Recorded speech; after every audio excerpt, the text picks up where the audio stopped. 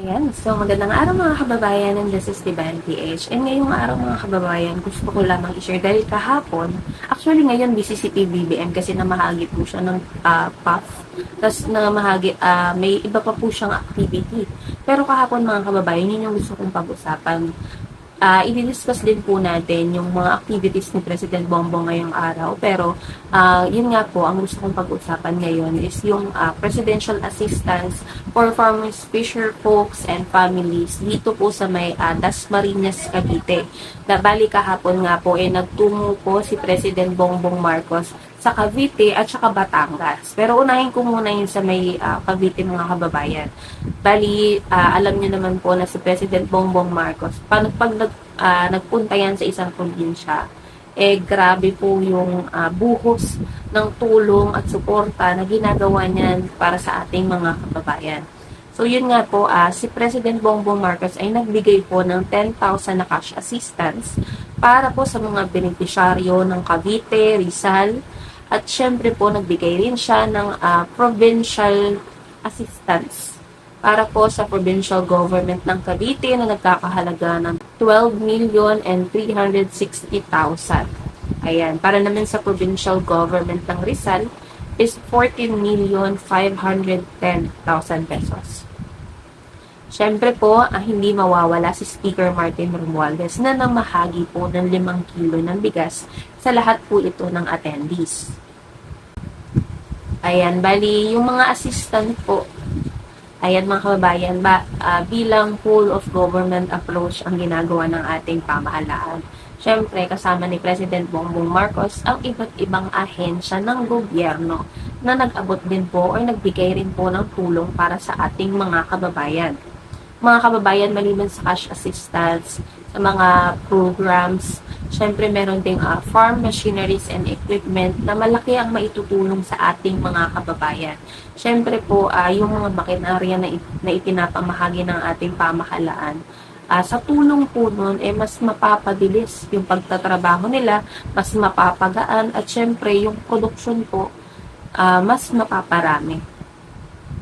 So, bali, ang DSWD po ay namahagi po ng 10,000 cash assistance or yung ayuda sa kapos ang kita program sa humigit kumulang 12,000 beneficiaries. Siyempre, hindi mawawala ang DOLE, DILP assistance worth 1.2 million for 50 beneficiaries. Siyempre, andyan din ang tupad assistance worth 2,173,000,000 for 418 beneficiaries. Siyempre, ang TESTA hindi rin mawawala, no? Ano rin po sila, referral, yung scholarship referral, meron din training support fund, meron din pong starter toolkits, program injury desk, project or pro-app information desk, at yung sa IEC materials. Meron naman po yung corn program. Ayan, nagbigay po sila ng hybrid yellow and white corn seeds. Hindi ko na po babanggitin kung magkano. Ayan. Nag-ano rin po sila, nag-distribute din po sila para sa corn program. Ayan, hybrid yellow and white corn seeds. Hybrid yellow corn seeds for DS planting. Ayan, inorganic fertilizer for DS planting. Biofertilizer for DS planting, pump and engine set for STW, and high value for crops development program, multi-tiller units, assorted vegetable seeds, organic pesticides, foliar fertilizer, flower inducer, knapsack sprayer, plastic crate.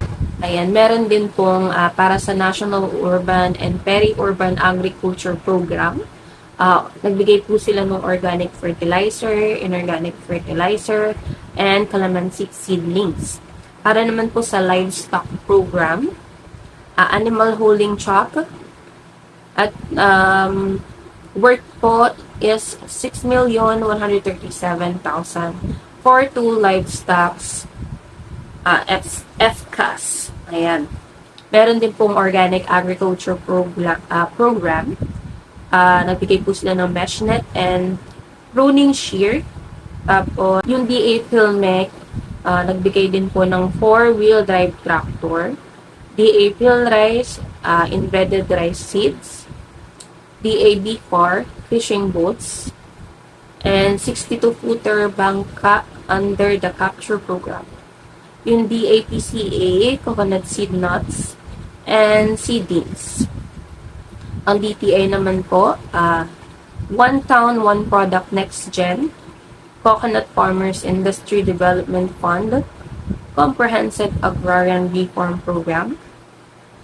And sa May Rizal naman mga kababayan, nagbigay po sila ng under the rice program po, yung 4-wheel drive tractor, combined harvester, a rice thresher and multi-purpose applicator.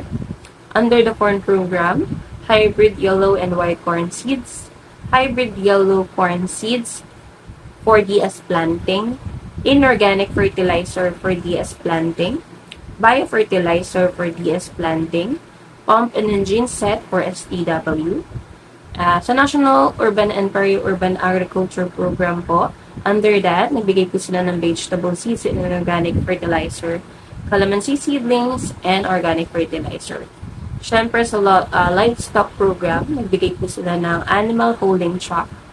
Under the DAB4, nagbigay po sila ng resiliency program. Under the DAPCA, seedings and agriculture grade salt fertilizer. Under the DA Philrice is inbred rice seeds. So yan mga kababayan, yun po yung kompletong pinamahagi ni President Bongbong Marcos dito sa May Batangas.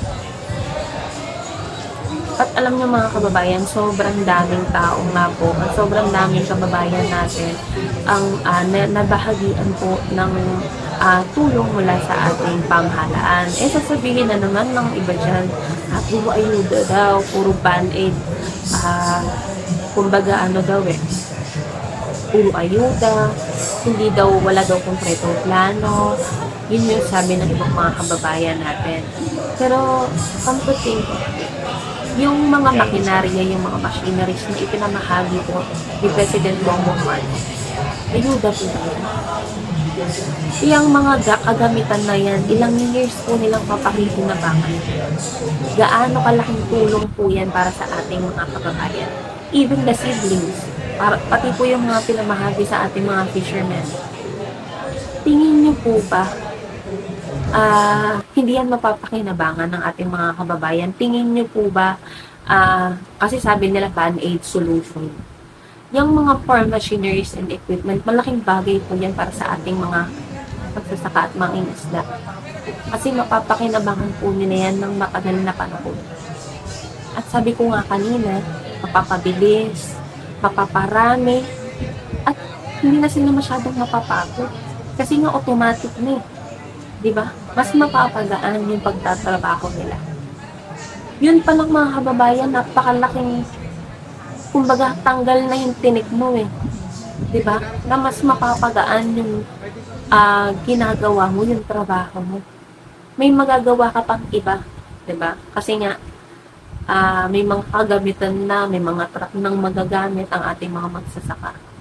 Tapos itong mga ungrateful nating mga kababayan na nagpo-komento na puro ayuda daw, band-aid solution daw. Yung land titles nga na pinamigay eh. Bakit sa panahon lang ni President Bongbong Marcos nangyari yun? Diba? Bakit hindi yun nangyari sa mga nagdaang presidente? Ang dami pong presidenteng nagdaan. Diba? Ang daming naging leader. Bakit sa panahon lang ni President Bongbong Marcos?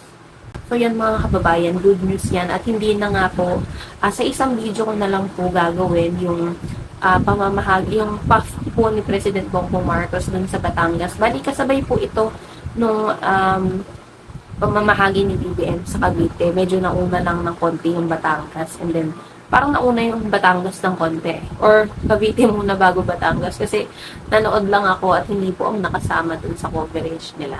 So yan mga kababayan, good news po yan. Patuloy po ang pagtulong ni President Bongbong Marcos. Patuloy po ang pagpunta ni PBBM sa iba't ibang probinsya po ng bansa para po matulungan ang ating mga kababayan. So yan mga kababayan, yun lamang po and maraming salamat po sa inyo.